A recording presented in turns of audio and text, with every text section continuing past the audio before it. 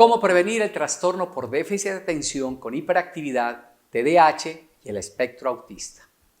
Pocas veces los padres de familia pensamos que nuestros hijos pueden tener un trastorno neurológico y mucho menos que se relacione con enfermedades psiquiátricas o neurológicas a futuro.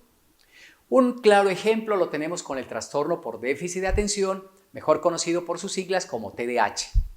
Muchos padres lo han tomado como normal porque ahora se ha vuelto habitual. Se niegan a aceptar que la hiperactividad de su hijo sea un trastorno neurológico. Abro comillas.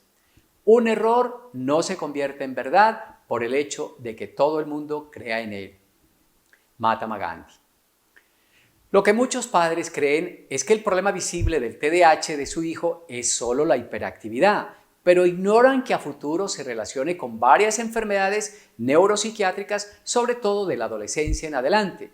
Desde ya, casi todos ellos son ansiosos y no toleran el estrés. Hace muchos años los pediatras le llamábamos disfunción cerebral mínima al cuadro clínico de hiperactividad con los problemas que suelen acompañarla, como el déficit de atención y los trastornos de aprendizaje. Ahora le llamamos trastorno por déficit de atención con hiperactividad o simplemente TDAH. Pero en cierto modo, el denominativo de disfunción cerebral mínima, sin esta última palabra, o sea, sin mínima, todavía me parece adecuado para identificar no solamente al TDAH, sino a los múltiples trastornos neurológicos que simultáneamente pueden sufrir algunos niños y que no encajan en una sola enfermedad según el criterio convencional. Por ejemplo, ansiedad, falta de coordinación fina y gruesa, trastornos de comportamiento, trastornos del sueño, convulsiones, hipotonía o hipertonía, músculo duro o flácido o infantilismo. Infantilismo significa una madurez emocional menor a la edad cronológica. La realidad actual es que el cerebro de muchos niños no funciona normalmente, tanto a nivel emocional como en las distintas funciones cerebrales o neurológicas. Esa es la disfunción cerebral. Veamos entonces cuáles son los dos factores claves que pueden alterar el desarrollo neurológico del niño y que pueden ser motivos de un mal funcionamiento del cerebro. Primero, ambiente psicológico hostil. Segundo, toxinas corporales. Respecto al ambiente psicosocial, el cerebro del niño es altamente vulnerable al ambiente psicológico hostil. Esto se debe a que las primeras experiencias de vida en el ambiente familiar o social conforman la base de los circuitos que integran la emocionalidad del niño y que más tarde en la vida definirán el comportamiento y la personalidad del adulto. Respecto a las toxinas corporales, el cerebro en desarrollo es altamente sensible a la información tóxica que en ciertas circunstancias puede producir el organismo de un niño y de cualquier ser humano. Así, tal como me escuchan, el organismo de un niño y del adulto puede producir sustancias que intoxican el cerebro. Las dos situaciones anteriores las explico de la siguiente manera. La información que recibe el cerebro de un niño es de dos clases y proviene de dos fuentes diferentes. La información emocional proviene de su entorno psicológico, por ejemplo, del hogar. Si el niño vive en un ambiente hostil, cargado de violencia, maltrato, abandono, abuso sexual, etc. En el colegio, por ejemplo, bullying de los profesores o entre los mismos niños, estrés por exceso de actividades o complejidad de los trabajos, etc. Estas dos situaciones de carácter emocional pueden contribuir para que el niño desarrolle una personalidad insana. No es una regla, pero puede suceder. Algunos casos con TDAH se relacionan justamente con este tipo de ambientes. Por su parte, la información molecular proviene directamente de la sangre. Toda sustancia, buena o mala, que llegue al sistema nervioso central desde la sangre contribuye al buen o mal funcionamiento del cerebro según la calidad de la misma. La información molecular llega al cerebro de muchas maneras. Por ejemplo, como hormonas desde el tejido graso, como residuos metabólicos desde el hígado, como toxinas desde el intestino, como sustancias inflamatorias del sistema inmune y como elementos tóxicos de nuestra dieta habitual. En mi opinión, las tres últimas situaciones clínicas son las que mayormente producen sustancias tóxicas para el cerebro de un niño o de un adulto. Voy a explicar cómo puede suceder este acontecimiento. Toxinas del intestino. Así como la disfunción cerebral, se caracteriza por un mal funcionamiento emocional y neurológico del niño, la disfunción intestinal también se caracteriza por un mal funcionamiento del intestino y el diagnóstico se hace básicamente por la presencia de enfermedades intestinales o de síntomas crónicos de mala digestión. Las causas principales de disfunción intestinal en los primeros 3 años de vida, justo donde el cerebro tiene su mayor desarrollo, son las siguientes. Primero, intolerancias alimentarias, sobre todo a las proteínas de la leche de vaca, pero puede ser a las proteínas de cualquier alimento. Segundo, uso frecuente de antibióticos. Tercero, malos hábitos alimenticios. Tengo varios videos en YouTube donde trato estos temas por si quieres ampliar esta información. Esta explicación nos hace entender de inmediato por qué un niño hiperactivo o con TDAH o con el espectro autista, por ejemplo, también suele sufrir de gastritis, reflujo gastroesofágico, intolerancia a las proteínas de la leche y tiene síntomas de mala digestión. Algo más. Como la disfunción intestinal y los malos hábitos alimenticios, en mi opinión, son las causas principales de alergias, los mismos niños con TDAH o con el espectro autista también suelen sufrir problemas digestivos y alérgicos y a menudo son consumidores habituales de antibióticos por sus infecciones recurrentes. Todo concuerda. Mira qué interesante este concepto. Aunque el común de los padres puede entender que su hijo tiene varias enfermedades, en realidad es el mismo fondo que produce manifestaciones clínicas diferentes. Justamente esta es una razón por la cual estos niños visitan distintos especialistas. La disfunción intestinal produce las siguientes alteraciones, o sea, el mal funcionamiento del intestino. Primero, inflamación intestinal. Segundo, permeabilidad intestinal aumentada. Tercero, disbiosis intestinal. La palabra inflamación indica lo mismo que todos entendemos. El intestino se inflama, así de sencillo. Permeabilidad aumentada significa que el intestino deja pasar anormalmente sustancias tóxicas a la sangre y se vuelve como un filtro de mala calidad. Disbiosis es la sustitución de bacterias intestinales buenas por malas. ¿Sabías eso? Que tanto los niños como los adultos podemos tener más bacterias malas que buenas en el intestino. Esa es la disbiosis intestinal. El problema es que las 3 condiciones de la disfunción intestinal, o sea, inflamación intestinal, permeabilidad intestinal aumentada y disbiosis, hacen un círculo vicioso que incrementa la inflamación sistémica. Es decir, que cuanta más disfunción intestinal hay más disbiosis, más permeabilidad y más inflamación intestinal, todo lo cual incrementa la inflamación sistémica. La inflamación sistémica es un estado en el cual la sangre tiene sustancias que pueden inflamar todo el organismo. A la inflamación sistémica no se escapa ningún órgano, ni siquiera el cerebro. Por el contrario, este puede ser el más susceptible. Recuerden, inflamación sistémica es que todo el organismo se inflama.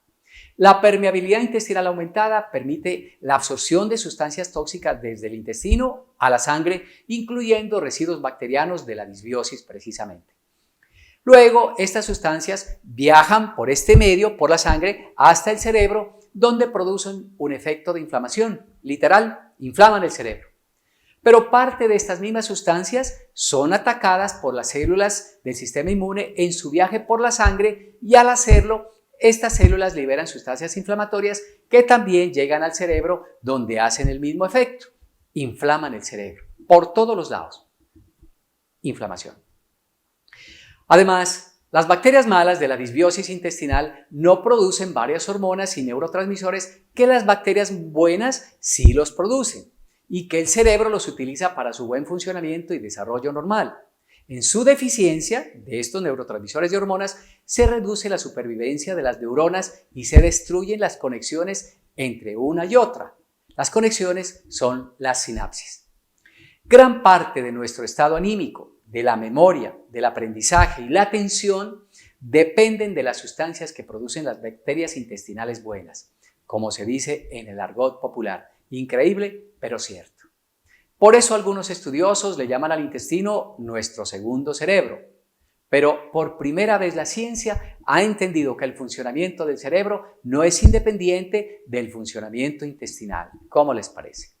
Con esta explicación es fácil entender que la disfunción intestinal por sí sola puede producir una disfunción cerebral causada por las lesiones de los circuitos neurológicos en un cerebro en formación como es el de un niño en sus primeros años de vida. Esta disfunción cerebral será la base para que un niño desarrolle a corto, mediano y largo plazo enfermedades neurológicas o psiquiátricas, y dos de las cuales ya son frecuentes en el niño: el TDAH y el espectro autista, pero en realidad ahí pueden estar todos los trastornos de aprendizaje, de coordinación motora y del atraso del lenguaje. No es difícil entenderlo. Recuerden que el funcionamiento cerebral tiene dos componentes: el emocional y el neurológico propiamente. Entonces, la disfunción cerebral puede producir los siguientes trastornos emocionales. Por ejemplo, irritabilidad, o el niño se mantiene de mal genio, de mal humor. Segundo, mal comportamiento o problemas de conducta. Por ejemplo, él hace bullying o conductas antisociales, delincuencia juvenil, drogadicción. Tercero, ansiedad. Puede acentuarse de la adolescencia en adelante, pero muchos niños son ansiosos desde sus primeros años de vida. 4. En la adolescencia es una época donde pueden aparecer otras enfermedades como depresión y bipolaridad. Los problemas que hemos visto son problemas de carácter emocional. Veamos los problemas neurológicos. Primero, migrañas o dolores de cabeza. 2. Trastorno por déficit de atención, mejor conocido como TDAH. 3. Espectro autista. 4. Síndrome de Tourette. 5. Convulsiones febriles. 6. Trastornos del sueño o mal dormir. 7. Trastornos del lenguaje, por ejemplo, del habla, de la escritura, lectura, cálculo, matemáticas, etc. 8. Falta de coordinación fina y gruesa. Por lo general, estos niños son torpes. Podríamos pensar que los problemas emocionales no tienen relación con los neurológicos. No es así. La realidad es que el daño cerebral en los primeros años de vida es como una ruleta rusa o como un escopetazo. Nunca se sabe cuáles son los resultados y hasta dónde pueden extenderse sus efectos. Un proyectil de escopeta tiene muchos perdigones, ese es el escopetazo. Lo usual es que haya una combinación de los dos efectos, emocionales y neurológicos, y que cada paciente tenga daños diferentes, por ende su presentación clínica es distinta. Por ejemplo, el TDAH es un problema neurológico, pero el niño que lo sufre suele tener otros problemas de la misma índole. Bueno, otros problemas de carácter neurológico de estos niños: trastornos de aprendizaje y de coordinación fina y gruesa, pero este mismo niño también suele tener problemas emocionales como ansiedad, y a futuro en su vida de adulto tiene una mayor probabilidad de trastornos neuropsiquiátricos, bipolaridad, depresión, adicciones, disfunción ejecutiva y trastornos de comportamiento. La disfunción ejecutiva es un problema muy común en el niño y en el adulto con TDAH. Recuerden que un niño con TDAH puede pasar a su vida de adulto con TDAH. La disfunción ejecutiva es la falta de secuencia para desarrollar un plan de acción. Son inconsistentes a mediano y largo plazo. Las estrategias y las memorias de trabajo no las tienen en cuenta. Tengamos en cuenta que aproximadamente el 60% de los niños con TDAH pasan a su vida de adulto con el mismo problema, pero con algunas modificaciones. Esto significa que el niño que ahora sufre TDAH puede ser un adulto neurológica o emocionalmente discapacitado si no se toman las medidas pertinentes en el momento oportuno, que es la niñez. Voy a dar dos conceptos importantes. Las situaciones hostiles de carácter emocional en la niñez, a las que me referí al inicio de la conferencia, tienden a producir enfermedades de carácter psicológico o psiquiátrico. Pero el ambiente tóxico que recibe el cerebro de un organismo que no funciona adecuadamente, por ejemplo, por disfunción intestinal, tiende a producir los dos tipos de enfermedades, psiquiátricas y neurológicas a la vez. Esa ha sido mi experiencia y mis observaciones de tantos años de ejercicio profesional. Es importante notar que los problemas neuropsiquiátricos enumerados anteriormente pueden tener factores de riesgo hereditarios y gestacionales.